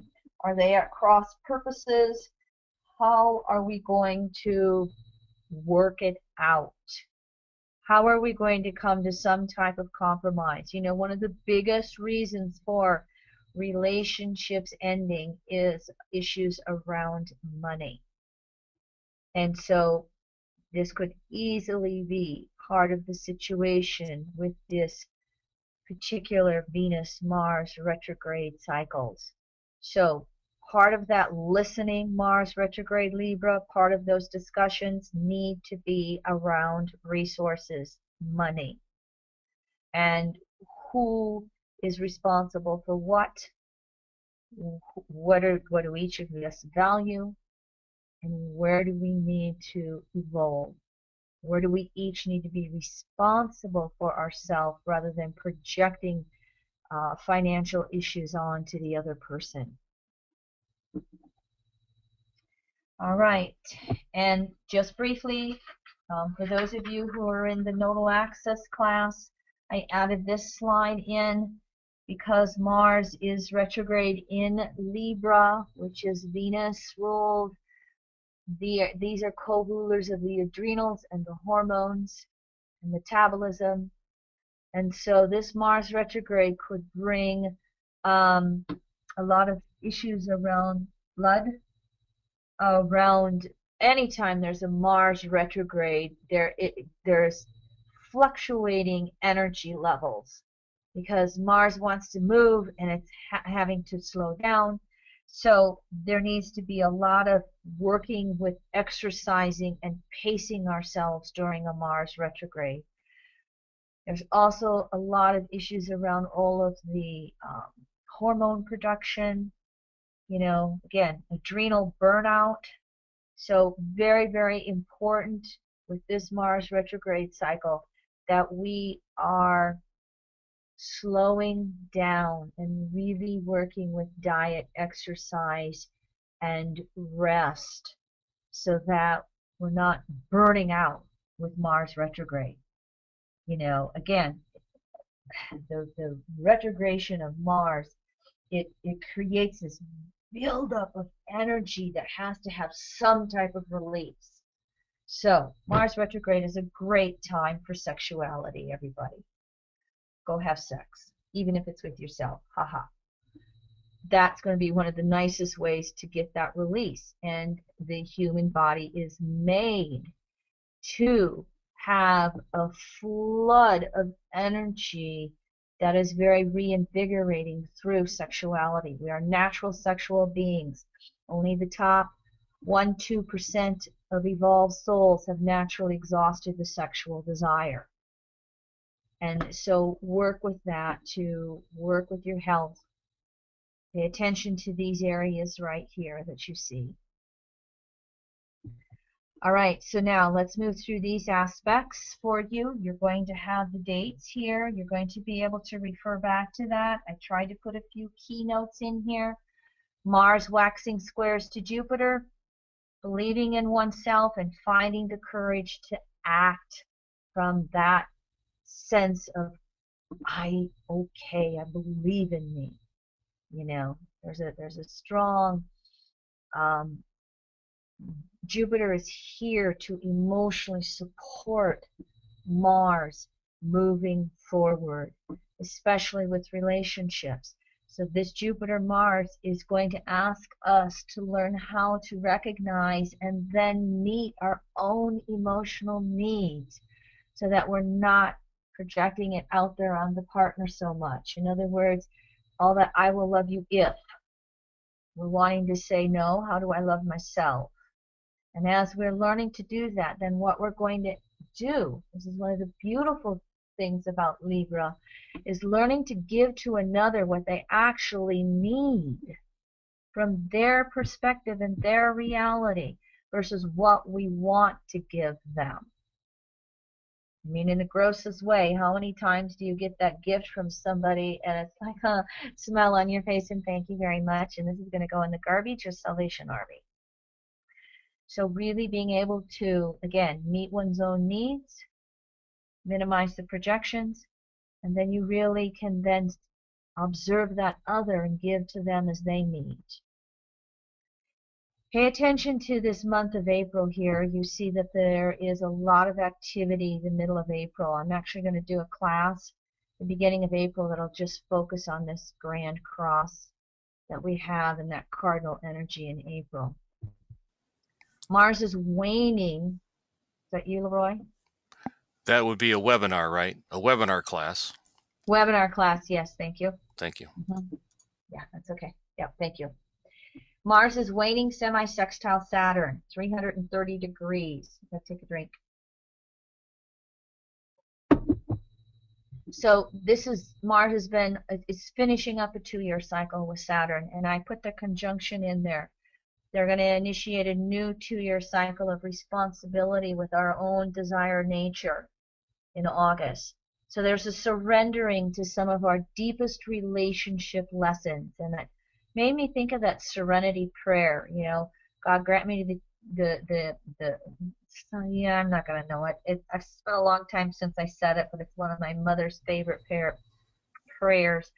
Let me paraphrase. Give me the courage to change the things that I can change, to know the things I can't change, and just to accept. And the wisdom to know the difference.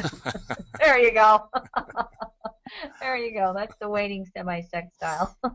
So it really, this aspect, these 3 aspects are really, and again, they're not very popular aspects in your forecasting astrology, but they have no less importance.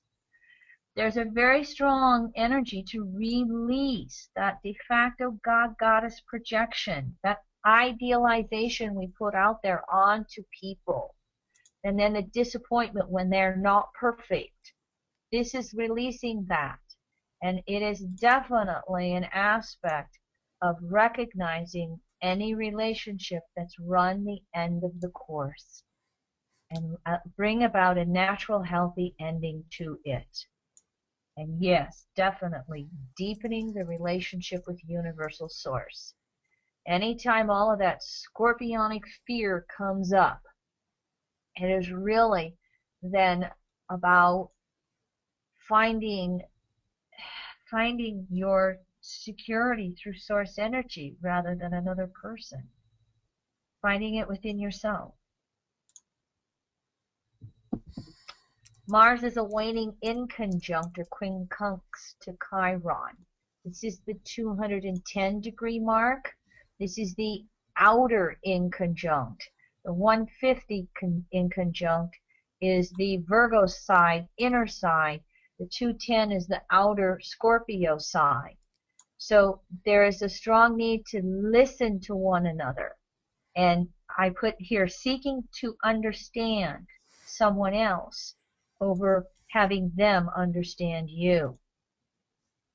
So there's going to be, there's pressure from other people coming at us, the outer inconjunct.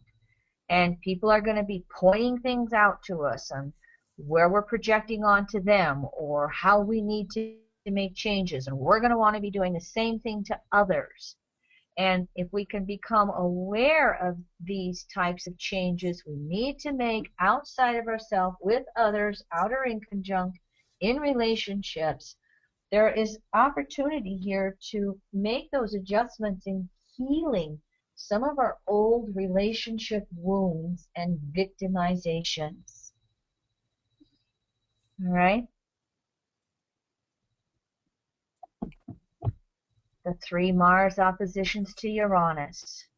This is where that polarization and those lines in the sand and all the anger and frustrations can come up. I mean, Mars and Uranus, outside of the signs they're in, because Mars and Uranus are 2 archetypes that can really butt heads, cause frictions, explode things up in the air. And so now here they are in Libra Aries. And so we have a lot of anger upsets that can come. Mars in Libra could perhaps be afraid of speaking up to Uranus in Aries when it needs to. So, and oppositions, there's going to be some old relationship patterns to let go of.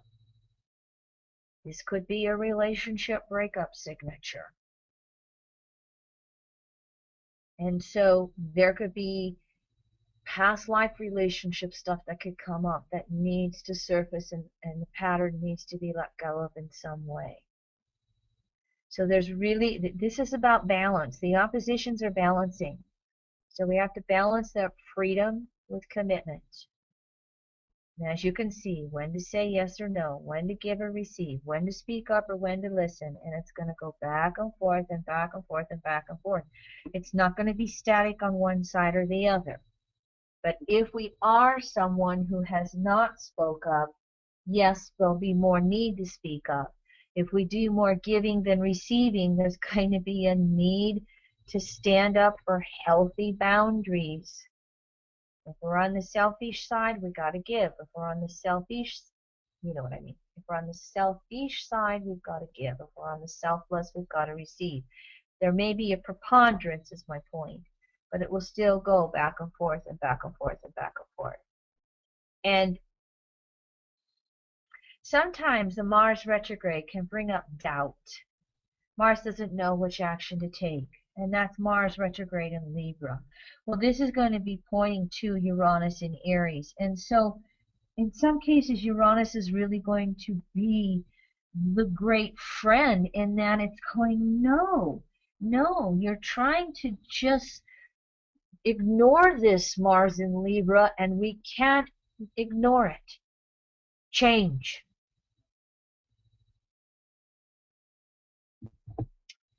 Mars is making waning sesquisquadrates to Neptune. This is the 225-degree mark where it shifts from full phase to disseminating phase.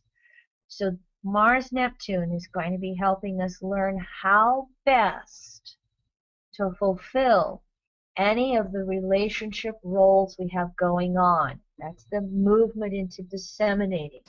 What is my role in the world? All right?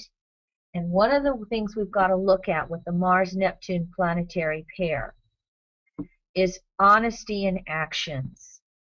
Because Neptune will come in and confuse and cloud and, you know, want to compensate or idealize, or, you know, Mars-Neptune can get very subtle and very subtly dishonest. And so honesty in our relationships is going to be here with this aspect.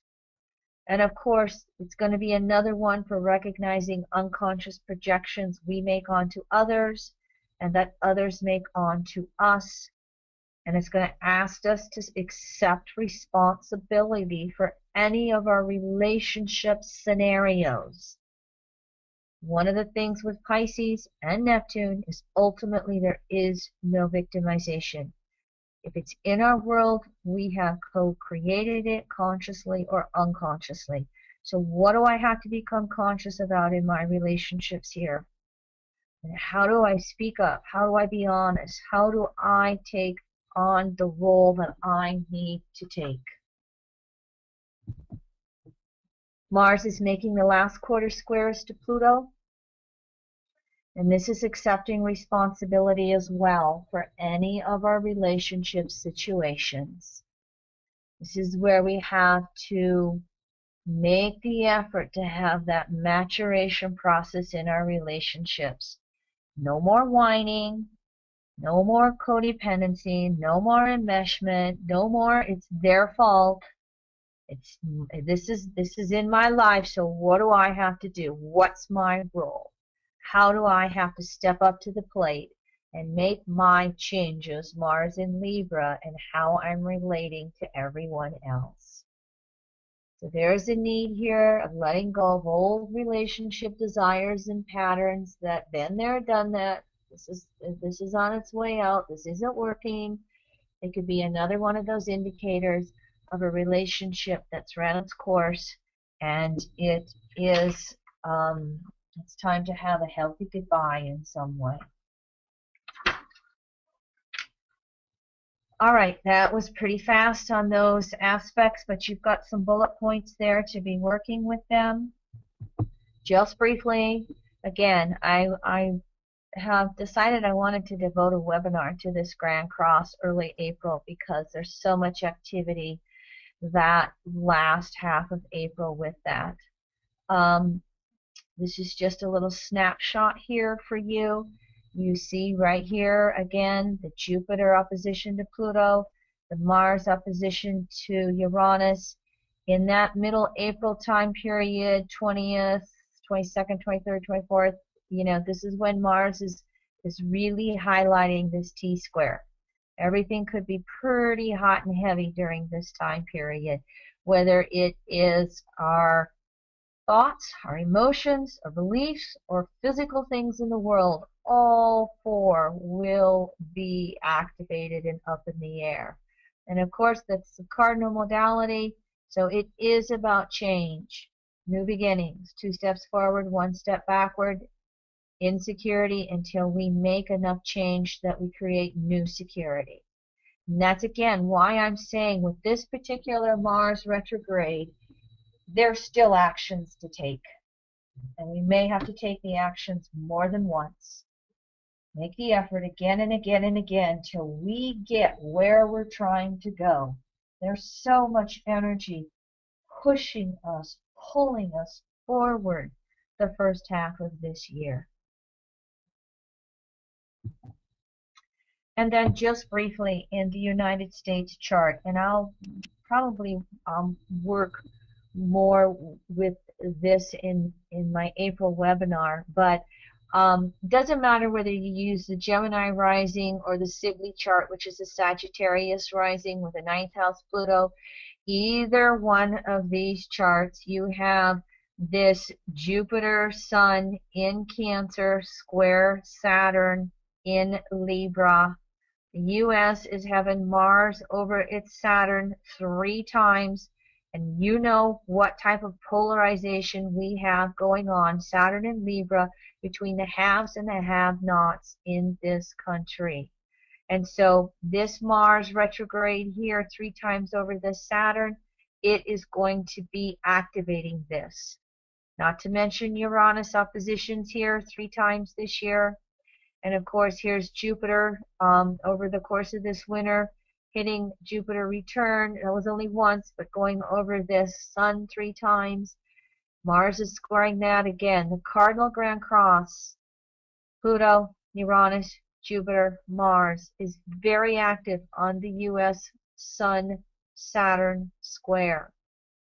I think that it will continue throughout this year to emphasize all kinds of inequalities and where we have to move towards more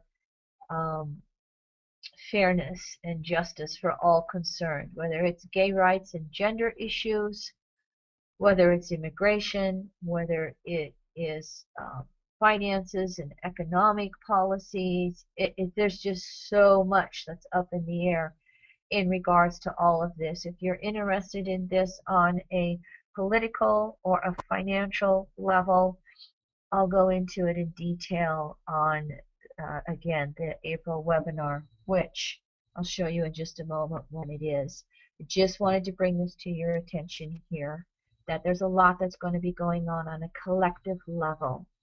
Relationships are changing from the most one-on-one and intimate all the way out there to the broadest collective levels between country and country, continent and continent, all over the place. All relationships are stirred up in the air. All you got to do is look at the news.